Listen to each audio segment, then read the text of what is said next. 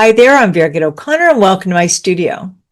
In this lesson, I'm going to continue working with the white shark, only that this is going to be a bit more advanced, and I'm going to show you how to break down the shape into something that you can create on your own, or if you'd like the line drawing, just follow the link in the description below. So basically what we're going to do is use the same techniques that we did with the dinosaur. We're going to fill the body in with water and then bring the color right up to the edge of the pencil line and allow that color to just spill into the clean water in the body of the shark. But the difference with this one is that we're trying to create a different kind of shape. It's not just sideways or coming straight at you. We have a bit of a curve to it.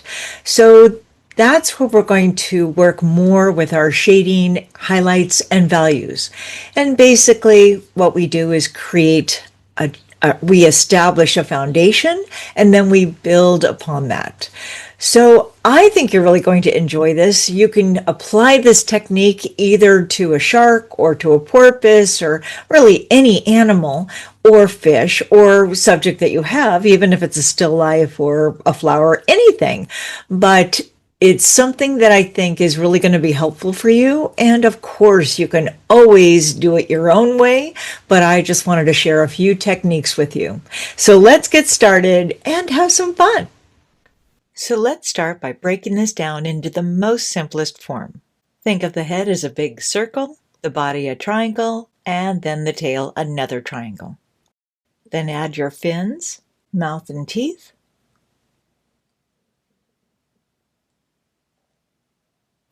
eyes and nose. Now the nose may look a little silly, but it's going to help us see where we need to go a little darker. And if you want, you can remove it.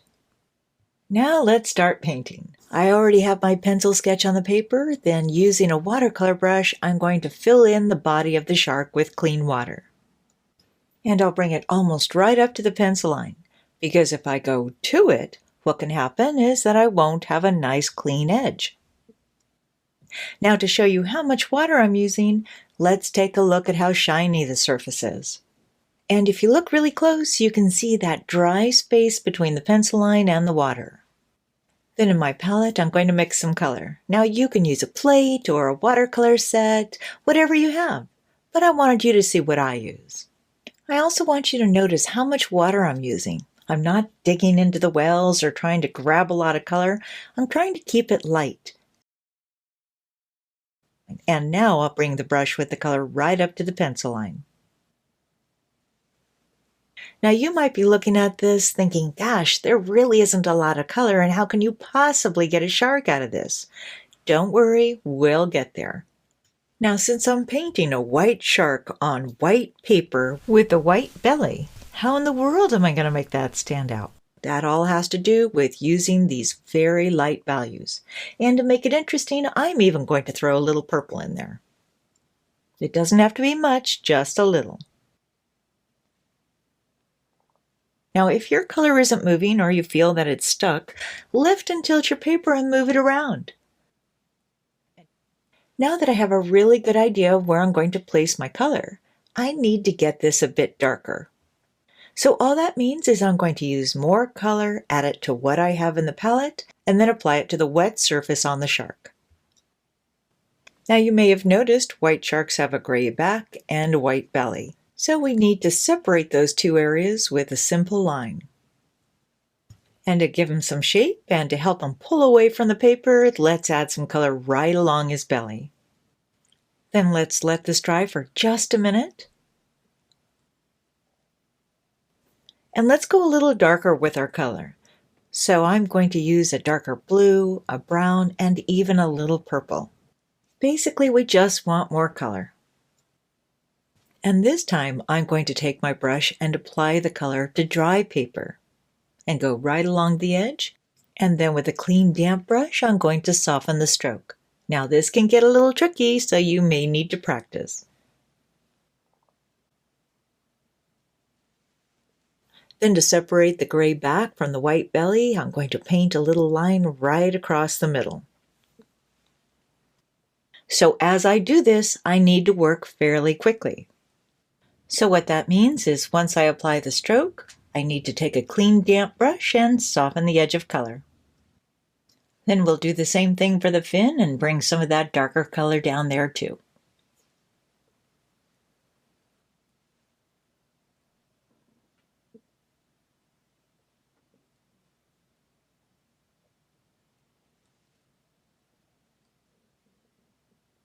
And to help the shark turn, we're going to go a little darker on the side. And we'll do the same thing to the other fin. And to make that shark look like it's coming towards us, using the same color, we'll go right along the bottom. And do the same thing and soften the edge.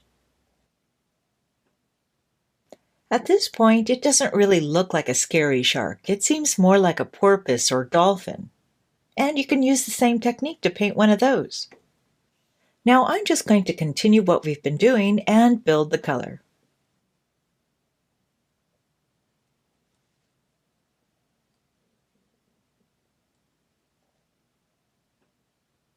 Now, if you remember in the line drawing, we had a little circle for the nose. So this is where you're going to go a little darker. Then just like we did before, soften the edge of color.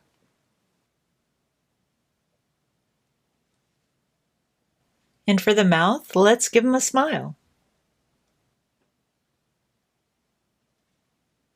And to make him look fat, let's give him a chin. And to give him some teeth, let's lift a little color out. Then with a really small brush and a darker color, let's outline them. And to make it look like his teeth are inside his mouth, let's put a line right along the gum line.